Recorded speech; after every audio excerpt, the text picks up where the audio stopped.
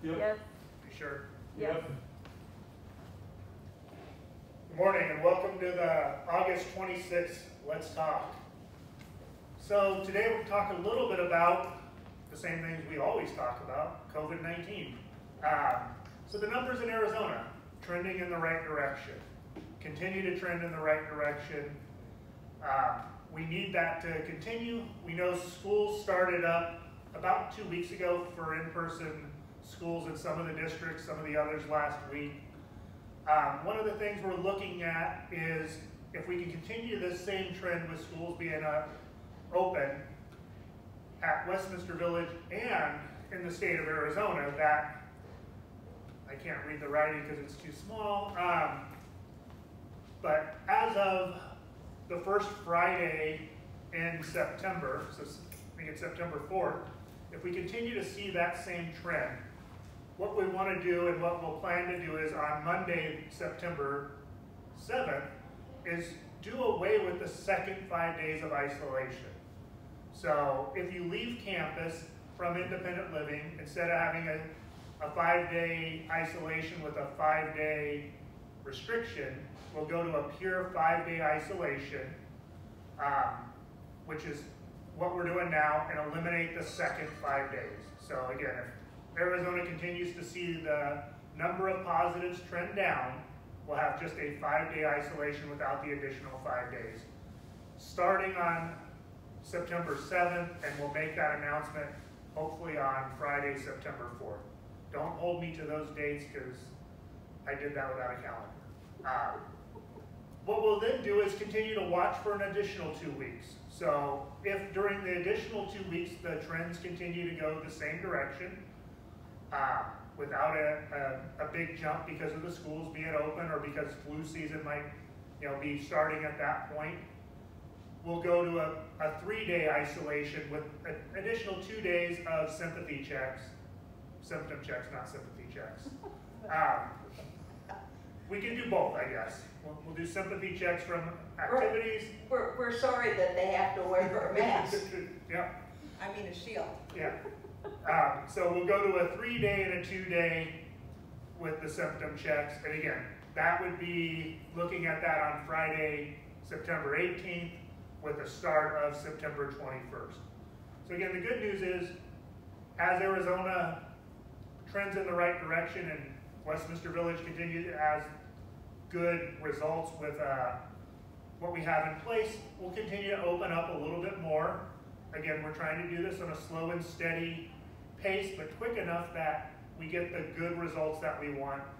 Again, I think it's been close to 2 months now that we've started trying to open up in a safe manner so that we don't have the isolation and the depression that goes with isolation that we had during the peak of COVID. We also announced that we're doing on-campus in-person visits, so those are starting. Those come with a Abbott check when you come in. We're limiting those really to 1 per person per month as we kind of set the system up to make sure we can do it in a safe manner.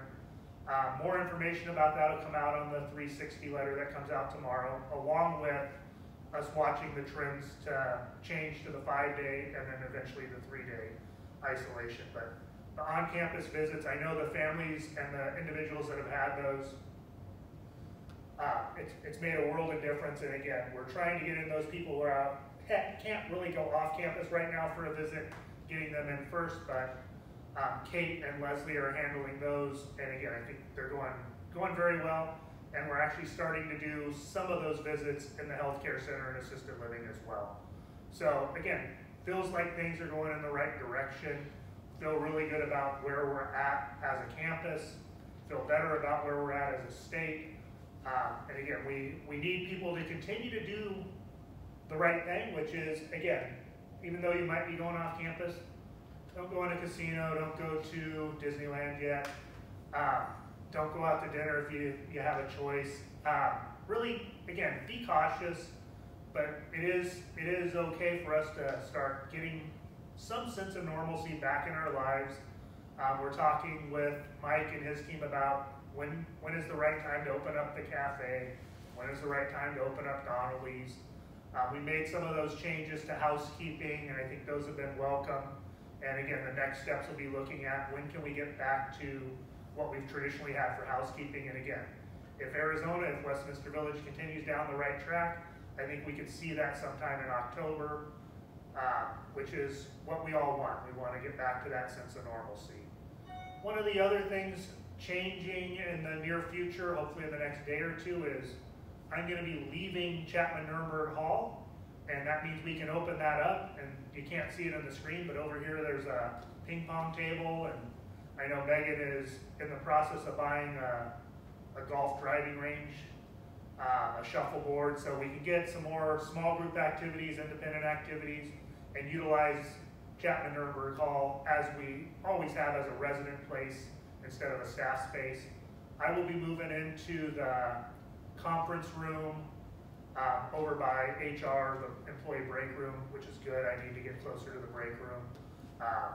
But that should be happening hopefully by the end of the week, early next week. So this space comes back to being a resident space. Again, a little bit of that getting back to normal. I think the resident surveys have mostly come in. We're already implementing a lot of the things that have been asked for, and we'll be recapping some of that, I think, at the next Let's Talk, and in some of the resident villagers, and getting back. So thank you all for the feedback that we've got on there. Again, it's helping us make the choices that we're making, and so many positive, kind words about the staff and what we've done to keep Westminster Village safe. And again, our goal continues to be keep Westminster Village safe and continue to try to get back to as close to normal as we can, or whatever our new sense of normal is. And again, so all those things are good, but continue to wear your mask, continue to wear your shield. I think those are the most effective things we put in. We put them in early, and I think they've really helped us. But continue to do your part. We're going to continue to ask staff to do our part so that we keep Westminster Village safe. Now for the fun stuff. Welcome back. I missed you last week. Thank you. I know you missed me. I watched it. You had to stretch to get to 7.5 minutes.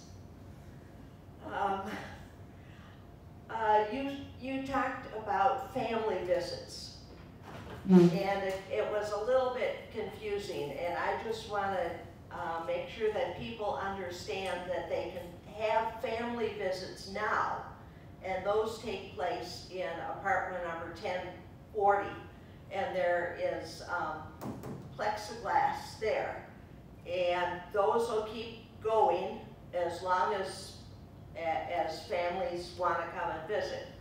What you're talking about initiating in the future is a family member coming into your apartment, and that's the one where we're waiting just a little bit longer for the numbers to get better, and gearing up the staff here to be able to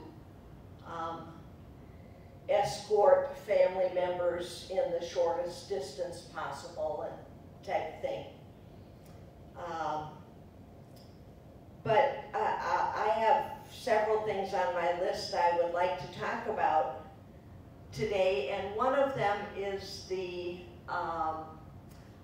bylaw change that you got in your mailbox either Monday or Tuesday.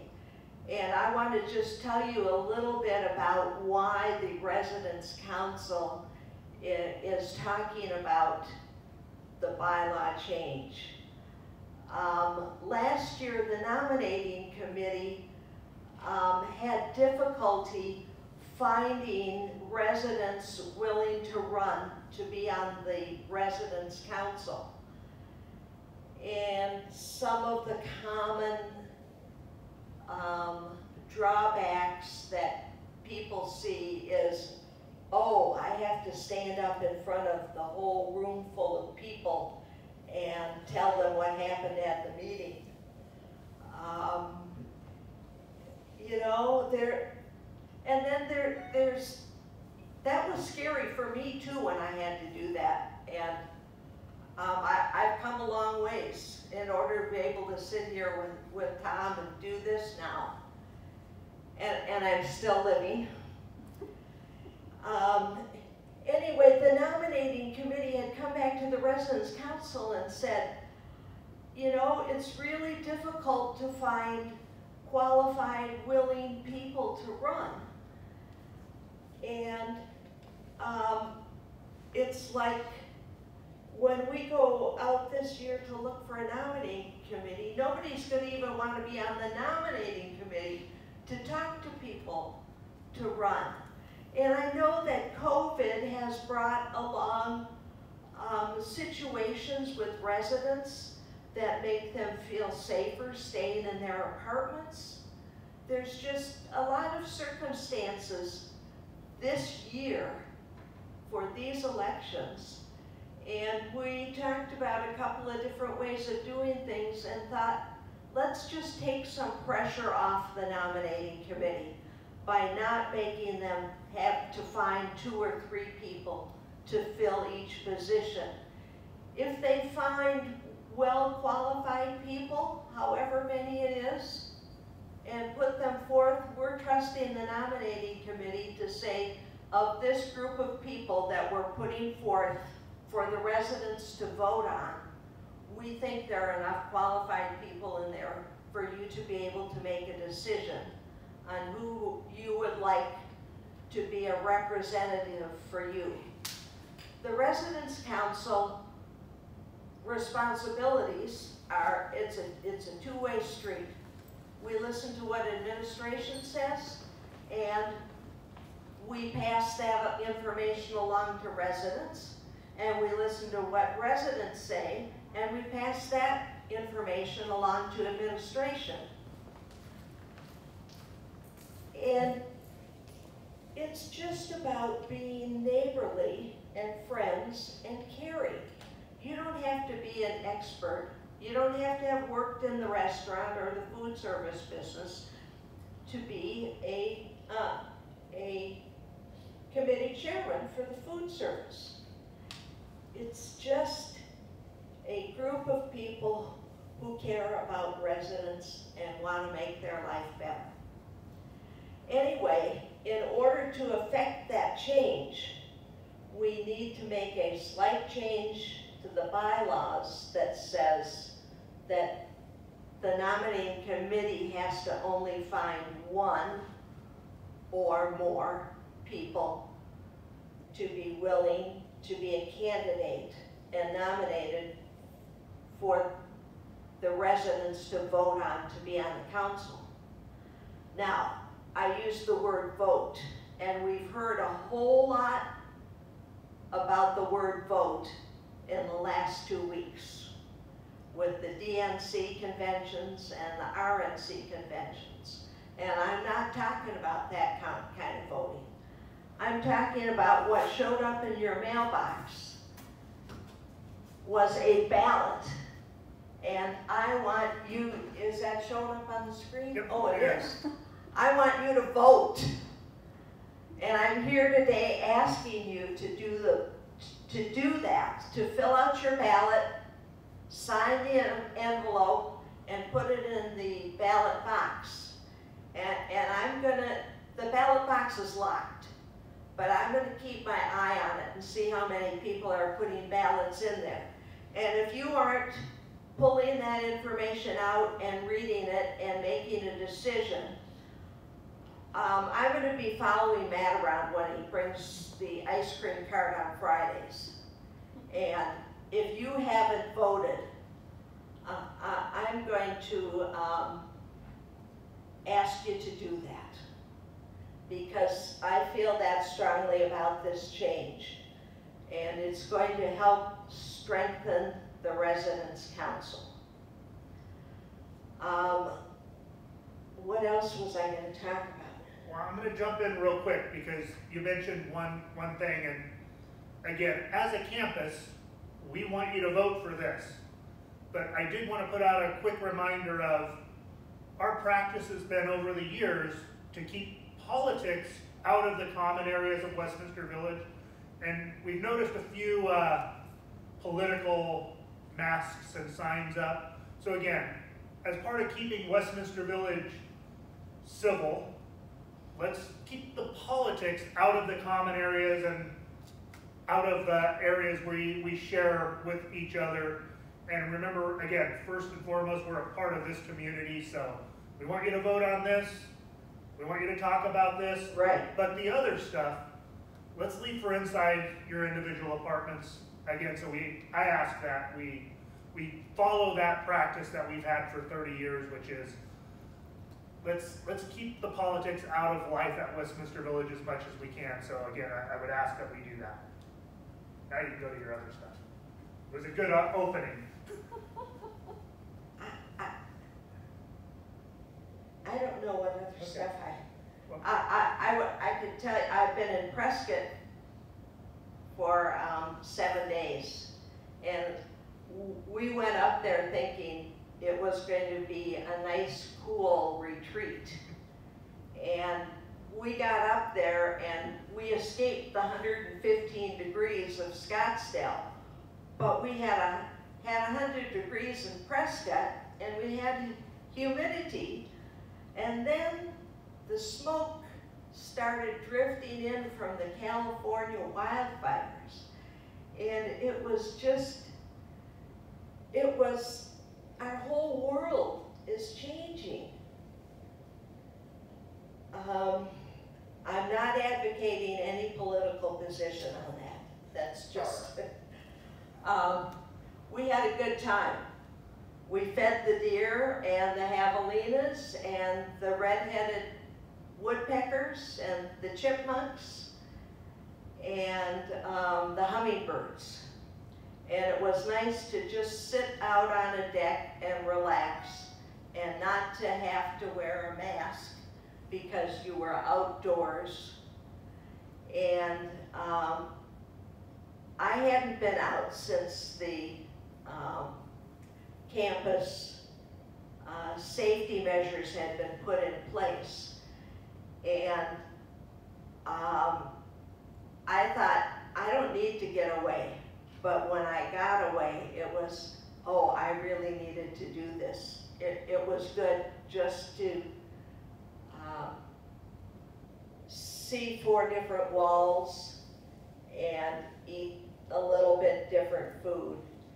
And I guess that I'm going to encourage the residents to do that in a couple of weeks, because the quarantine period is going down, and that will be helpful, and the temperature should be going down, and that will be helpful. And the water stain in the hallway, leak in the hallway, was not my fault. So if you go by my place, the rabbit is inside. It wasn't the rabbit's fault either. I just had to have you know that, because you'd be suspecting. So. I saw the incident report and I saw your name on it, so Oh. I don't know that it wasn't your fault, or at least not completely. I'll get the 2 maintenance men to vouch for the fact that it wasn't my fault. So I wanted to hit on 2 items. So you talked about how good it felt to get away and to enjoy life. So the last 3 weeks now, I've been talking to the department heads and the department managers about our need to do that. I think Todd is probably going to have his first 2 days off in a row in the last 6 months. He's going to take a 4-day weekend. And again, it's just as important for the staff to be able to do that. I know we announced to the staff a week or 2 ago that part of what we're doing is we have done a PTO, pay time off bonus for our staff members. So we're looking at the number of average hours employees worked over the last 6 months. They're getting basically a week's pay that they can use in the next year. And again, it's because we all need that. We all are on edge. Life has drastically changed for every one of us, whether you live here or work here. And we all need that break. We all need, again, those great comic cards that come in. But we all do. We got to get outside and breathe some fresh air and remember why we love living and working here. And again, we're not ready to open everything up at this point, but we are headed in that direction. And again, residents and staff both need to get out there and smell some fresh air without a mask in a safe way, so that we can keep doing what we need to do, and that we want to love coming back to Westminster Village, whether it's from a week in Prescott or 4 days wherever. So I think that's an important topic. And again, in line with that is getting family members and friends back onto this campus. And thank you for differentiating between the on-campus non-contact visits in 1040 and the visits that will be talked about in the 360 tomorrow, which will be in your apartment, in-person, minimal contact visits. We're still going to ask you to wear a mask. We're still going to ask you, hug your kid, but keep some space. Again, it's not 100% safe. You have to determine if it's worth that risk. But I can tell you, again, you can take good risks, and some of those good risks are well worth it. Whether it's going to Prescott or Payson, which is better than Prescott, or hugging your kid or grandkid. And again, if it's in 1040 through the plexiglass, I think that was in the resident villager last week with Mrs. Starbuck. You see the smiley faces, you get that warmth, and you can do what we need to do to get through the next 30 days or the next 60 days. So thank you all, and again, it's nice to be sitting up here saying we really are starting to see us get back to that sense of normalcy. It could change. Again, it's not perfectly safe out there, but headed in the right direction. We're going to keep looking at it closely and moving in that direction as long as the numbers allow us to.